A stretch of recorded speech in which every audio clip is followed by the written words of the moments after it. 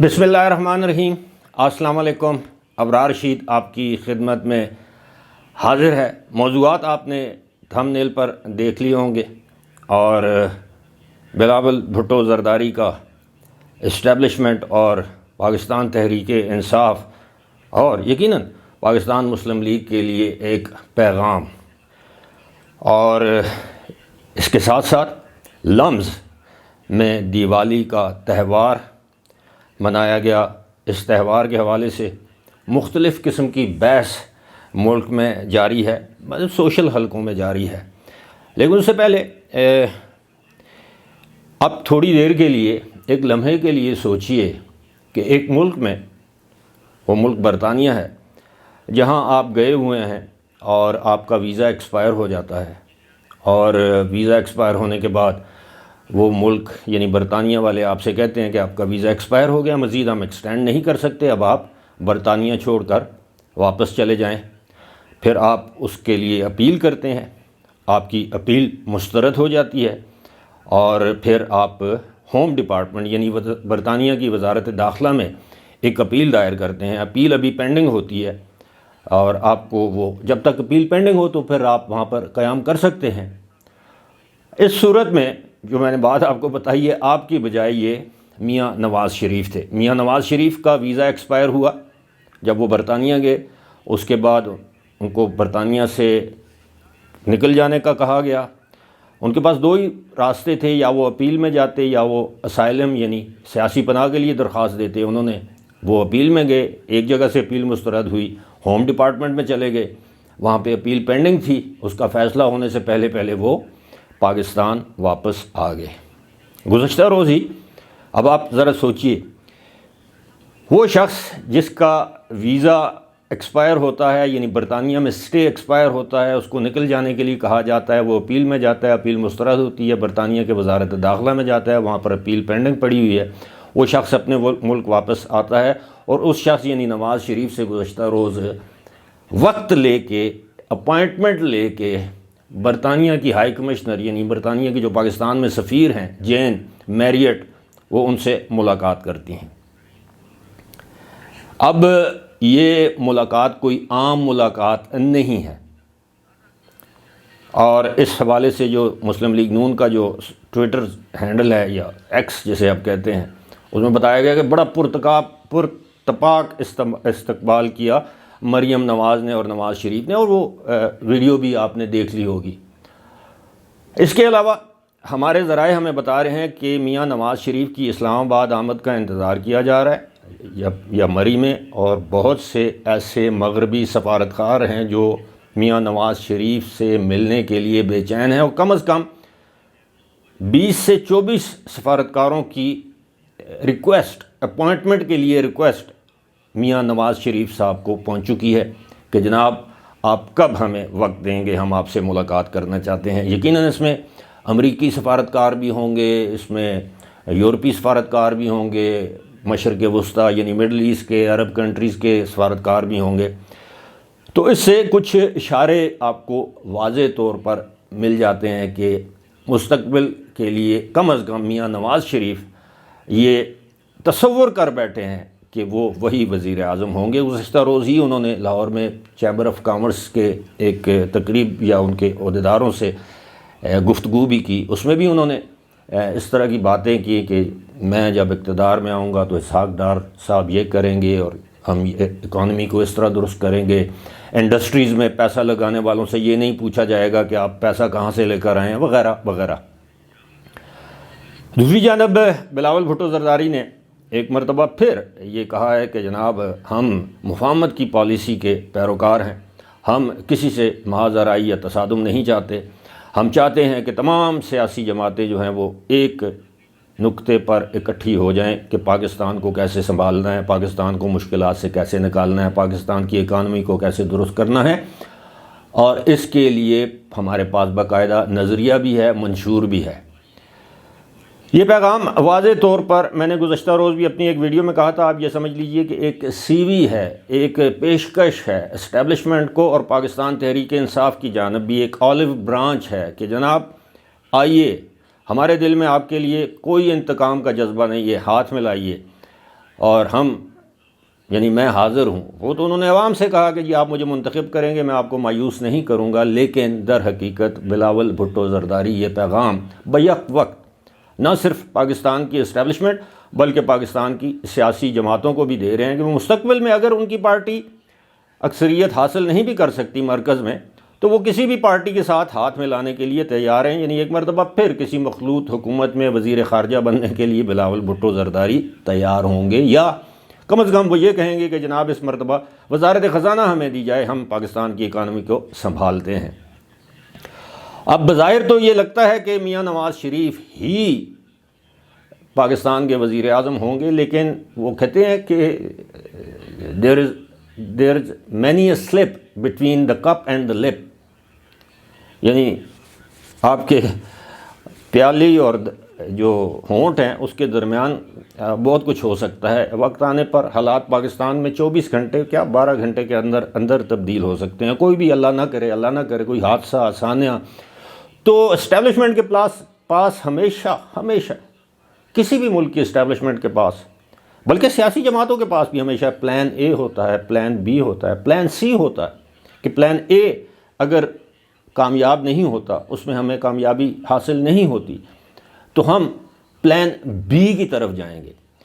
ایک بندے یعنی وہ سارے جیسے کہتے ہیں نا they do not keep all of their eggs in one basket. وہ تمام انڈے کسی ایک ٹوکری میں نہیں رکھتے، وہ اپنی آپشنز کو کھلا رکھتے ہیں. تو اس لیے بلاول بھٹو زرداری اب بھی سمجھتے ہیں کہ شاید میاں نواز شریف کی نااہلی تاحیات نااہلی ان کے الیکشن لڑنے تک یا الیکشن جیتنے تک وہ ان کی نااہلی ختم نہ ہو اور وہ الیکشن نہ لڑ پائیں. اور اس بات میں وزن بھی ہے کہ ضروری تو نہیں کہ میاں نواز شریف کی نااہلی ختم ہو جائے، تاحیات جو نااہلی ہے. یہ تو جب وقت آئے گا دیکھا جائے گا. ابھی تو ہنوز دلی دور است، لیکن قرائن یہ بتا رہے ہیں کہ میاں نواز شریف کے لیے رستہ ہموار کیا جا چکا ہے. اب یہ سارا معاملہ جو ہے وہ عدالتوں تک ہے. اب آلریڈی ان کی اپیل العزیزیہ جو ان کی اپیل ہے وہ ہائی کورٹ میں لگ چکی ہے، اور اب دیکھیں اس میں کیا ہوتا ہے. پھر اس کے بعد وہ نااہلی کے خلاف اپیل میں جاتے ہیں، کوئی اور معاملہ، کیونکہ اپیل کا رائٹ تو ان کے پاس نہیں ہے تاحیات نااہلی کے حوالے سے. اس پر وہ الیکشن کمیشن کی جو الیکشن کمیشن ایکٹ میں جو ترمیم کی گئی ہے وہ اس پر یہ نثار کریں گے کہ جناب 5 سال کی ہو سکتی ہے نااہلی. تو میں اس وقت سمجھتا ہوں کہ دونوں طرف سے بڑی جسے کہتے ہیں نا کہ دانش مندی کے ساتھ ہوشیاری کے ساتھ اپنے پتے کھیلے جا رہے ہیں. میاں نواز شریف نے وہ مینار پاکستان کے جلسے کے بعد کوئی جلسہ نہیں کیا، جبکہ بلاول بھٹو زرداری نے اپنے پری الیکشن کیمپین جسے آپ کہتے ہیں، یعنی ایک تو الیکشن کیمپین ہوتی ہے نا، الیکشن کا شیڈیول اناؤنس ہو جائے تو اس کے بعد ایک پری الیکشن کیمپین، یعنی الیکشن کے شیڈیول سے پہلے انہوں نے وہ شروع کر دی ہے. سندھ میں انہوں نے جلسہ کیا بہت بڑا گزشتہ روز ایبٹ آباد میں، آج ان کا شاید مردان میں جلسہ ہے یا ورکرز کنونشن ہے جو بھی اس کو نام. اس کے بعد ان کا پشاور میں ہے، پھر نوشہرہ میں ہے، پھر دیر میں ہے، چترال میں ہے. تو وہ خیبر پختونخوا پر فی الحال ان کی توجہ ہے. اس کے بعد یقینی طور پر وہ جنوبی پنجاب بھی جائیں گے، پنجاب کے دیگر علاقوں میں بھی وہ جلسے وغیرہ کریں گے. تو بلاول بھی اپنے کارڈ جو ہیں وہ ان کو پتہ ہے کہ جناب کسی نہ کسی جگہ پر سلپ آف ٹنگ ہو سکتی ہے، کوئی اور بات ہو سکتی ہے جس کی وجہ سے کہ شاید نون لیگ کے معاملات اسٹیبلشمنٹ کے ساتھ خراب ہو جائیں. اور پھر سیکنڈ آپشن کے طور پر تو ظاہر ہے پاکستان پیپلز پارٹی ہے.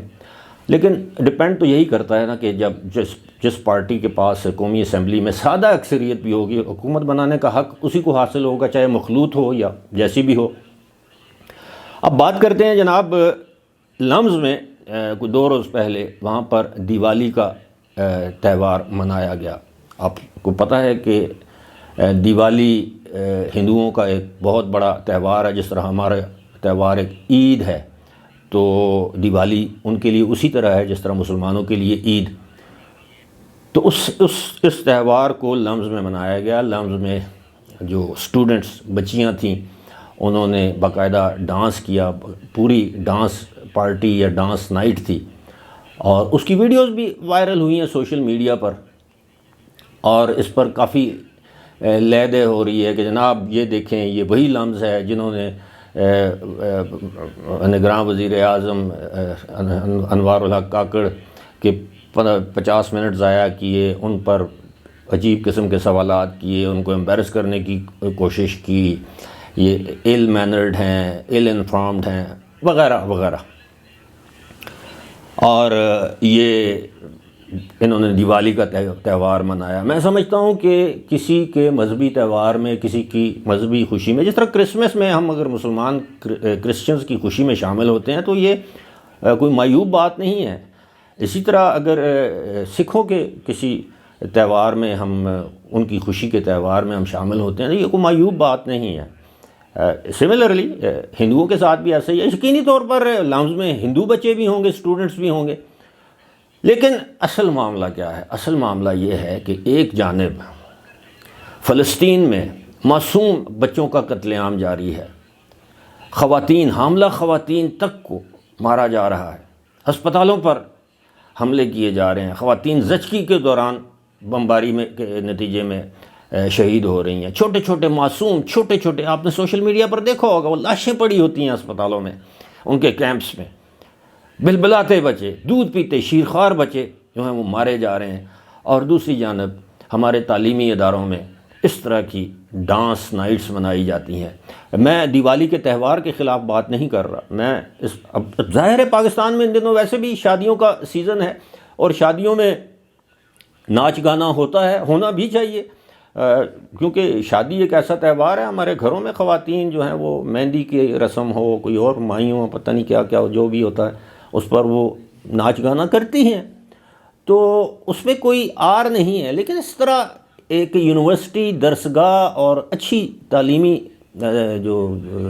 اچھا تعلیمی ادارہ، ایک کریڈیبل نام والا ادارہ، اس میں اس طرح کا تہوار منا کے ہم دنیا کو کیا میسج دے رہے ہیں؟ پوری دنیا ہم مسلمانوں کے لیے جو ہے وہ ہر ویکینڈ پہ جلوس نکالتی ہے، فلسطین کے مسلمانوں کے لیے ہمارے حق میں آواز اٹھاتی ہے، اور انہوں نے بائیکاٹ کر رکھا ہے، وہ ان اداکاروں کا، ان فلموں کا وہ بائیکاٹ کر رہے ہیں جن فلموں کے اداکار جو ہیں وہ فلسطین میں ہونے والی جو قتل عام ہے، نسل کشی ہے، اس کی مذمت نہیں کر رہے۔ اور دوسری جانب ہم ہیں کہ ہم کوئی ایسا موقع ہاتھ سے جانے نہیں دیتے جس میں ہم اپنی سو کالڈ لبرلزم ظاہر کریں، دنیا پر ہم باور کریں کہ we are very liberal, we are very moderate and modern nation.